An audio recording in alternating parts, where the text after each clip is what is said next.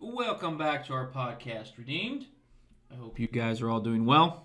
I just got back from vacation about, 5 days ago.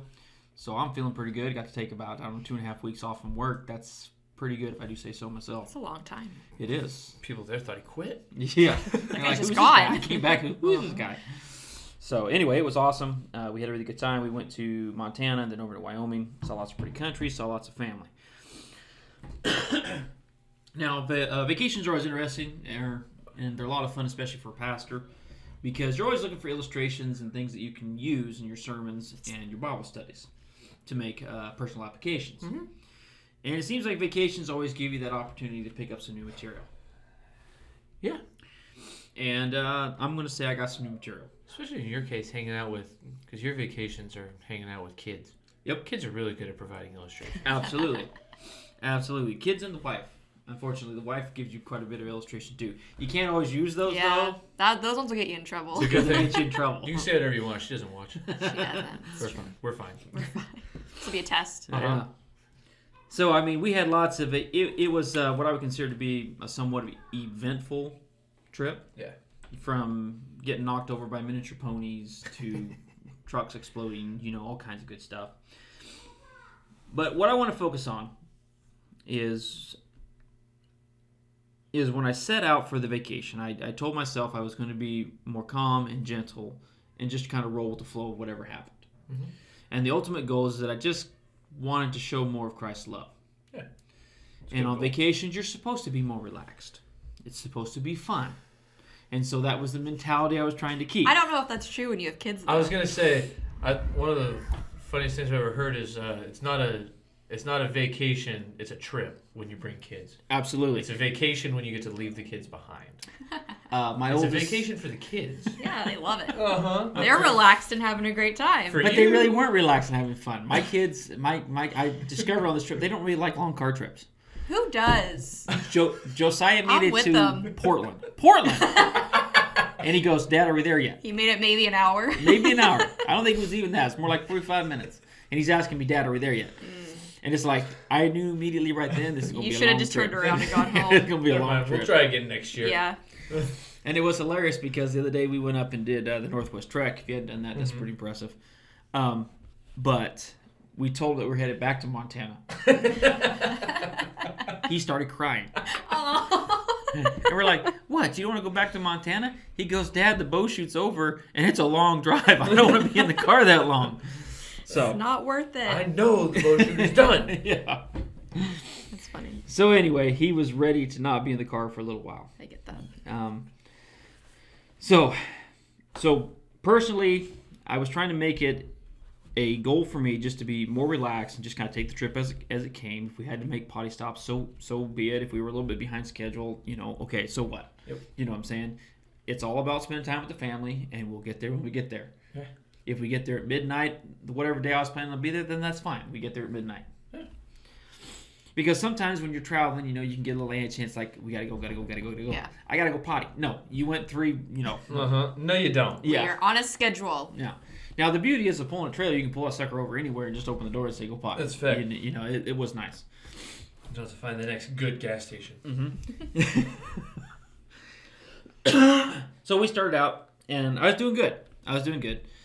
We made it to Montana. Very little issues. We had the truck heat up just a little bit, but nothing to be concerned about. Mm-hmm. Yeah, I was having some coolant issues where it was coming out the side of the truck, but it wasn't causing any major issues. And so it's like, well, great, we'll fix that when we get back. But I rolled with it, no problem. We get to Montana. I'm back in the trailer in. I crunched the side of my truck with the hitch. Okay, yeah.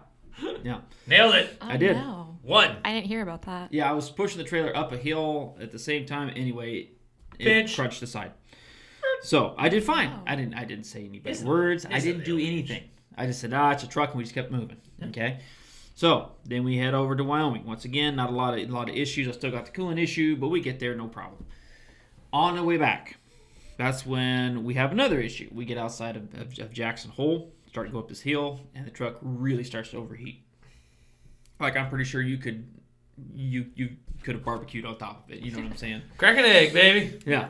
And me and my sometimes limited thinking, I'm not a mechanic, but I do have some kind of horse sense when it comes to motor. Yeah. And I did a no-no. I cracked the cap to release some of the pressure because I knew that the coolant was low in the truck, so I was going to pour some more in. Okay, I cracked it just a little bit. It bubbled. I thought the pressure was gone. I cracked it a little bit more. Wrong. Very wrong. That cap flew off, hit the top of the hit the hood that was open, and fell down in the motor. It took me 5 minutes after 5 minutes to find where the freaking lid went. At least you found it. Oh, but that's not the best part. The best part was that I had probably a 2-foot geyser of coolant coming out of there. So there was still a lot more pressure than what I anticipated. Oh, no. Coolant geyser. So it coated everything.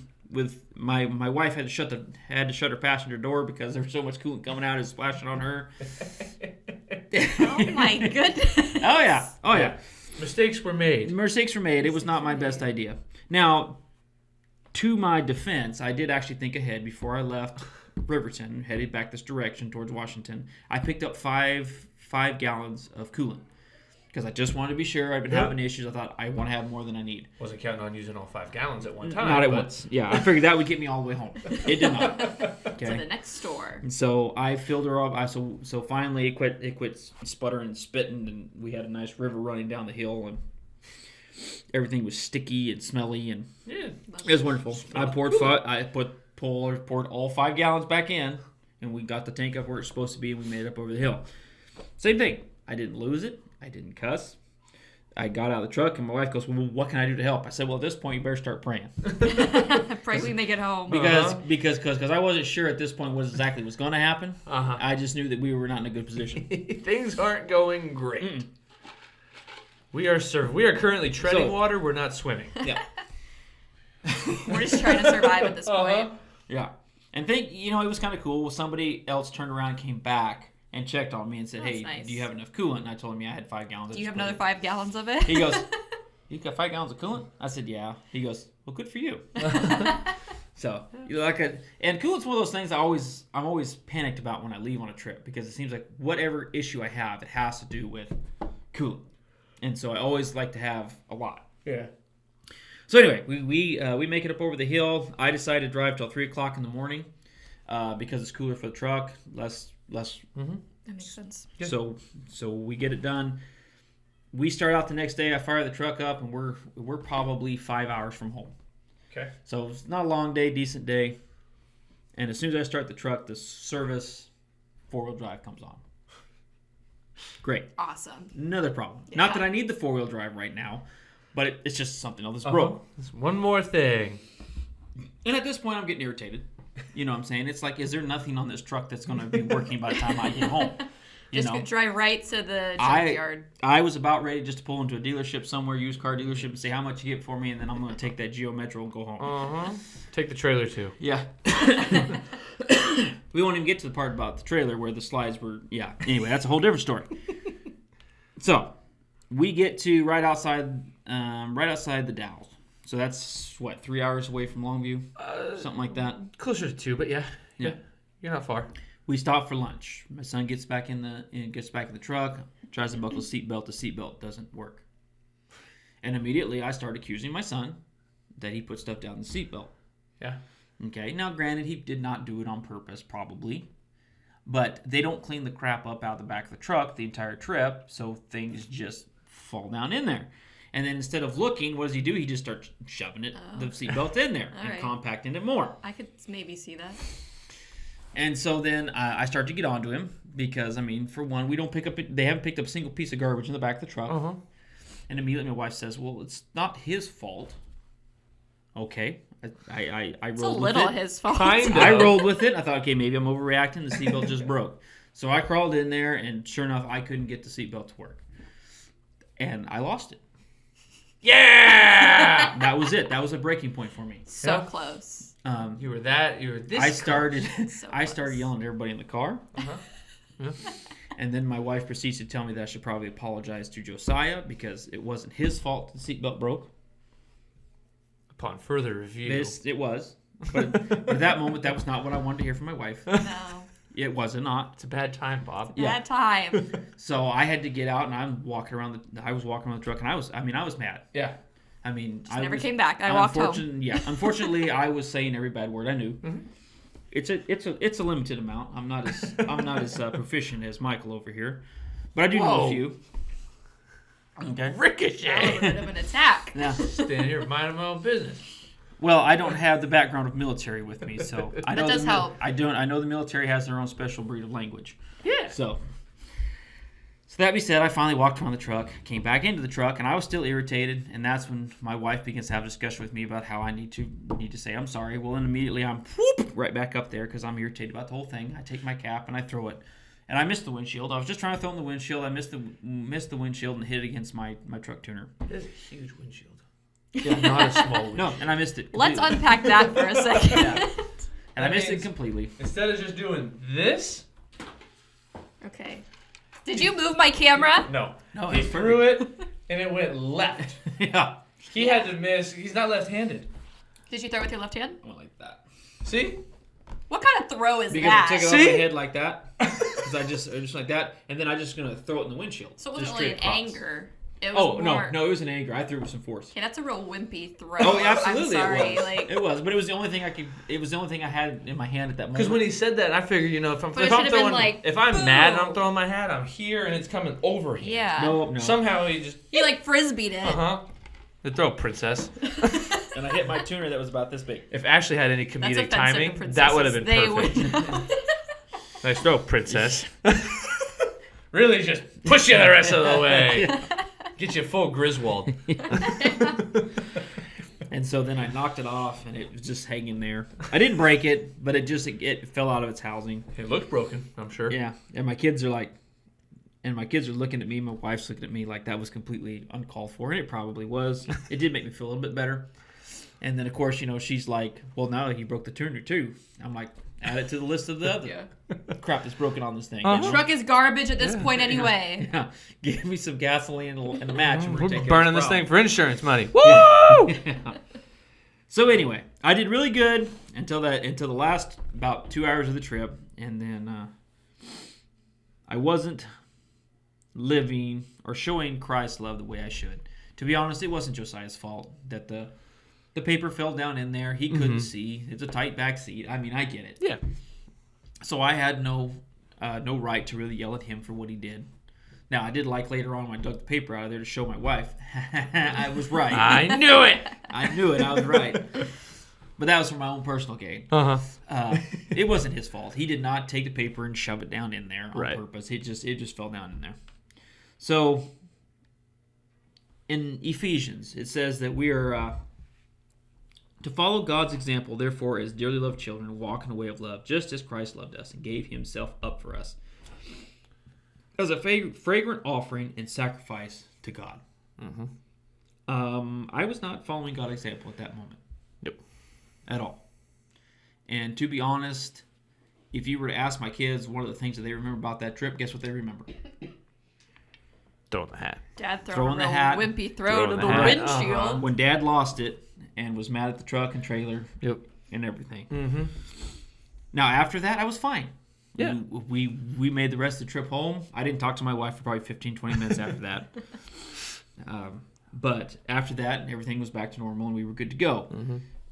But still, through all of it, I should not have overreacted and acted that way. It wasn't showing Christ's love to my kids. Right. And so it was just a good reminder that sometimes you need to stop and think before you act. Yeah. Because if I had actually sat down and thought about it for a minute, I probably could have got myself back under control and not lost my temper. Yeah. You know what I'm saying? Yeah, having that presence of mind. Exactly.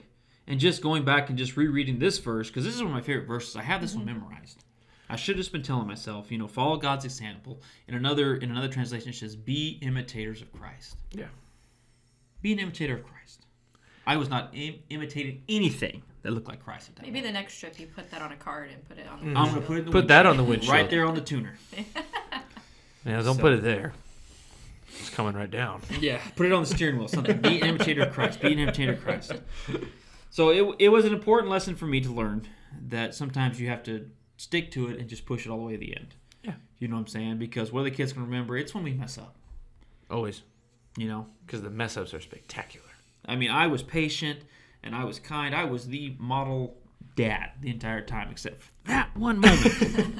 I lost it. So close. So close. And I lost it. So anyway, for you other believers out there, you redeemed Christians, just remember that you are an imitator of Christ. And that as part of that, we can't ever let up. We have to constantly be reminding ourselves and constantly thinking about our reactions and how we act. Because people are always watching. Mm-hmm. Especially, and even when that are reactions. Because reactions is where we get caught. Yeah. Because what was that? It was all a reaction to everything that was going on. Mm-hmm. I just reacted, but instead of saying I'm an imitator of Christ, what did I do? I threw my hat. said some Went bad down in words. a blaze of glory. Yeah. And to be honest, did I have any reason to be bad? Absolutely not. The Lord got me home. Yeah. You know what I'm saying? Got me home safe and sound. We didn't have a wreck. The truck made it home. Yeah. You know. Yeah, exactly. I wasn't on talking terms with my truck for a couple of days after that. I parked it on the far side of the garage, so I didn't have You to look sit at over it. there and think about what you did. Yeah. It's like, you let me down, Uh-huh. and we're not talking at this moment. But once again, we're on talking terms, and it's driving me around again. Yeah. Need some work done maybe, but we'll see. So anyway, just you're always being an imitator of Christ. Be careful careful of your actions and your reactions. Because whatever you're doing, you want to show Christ, no matter what you do. All right, thanks for joining us, and you guys have a wonderful day.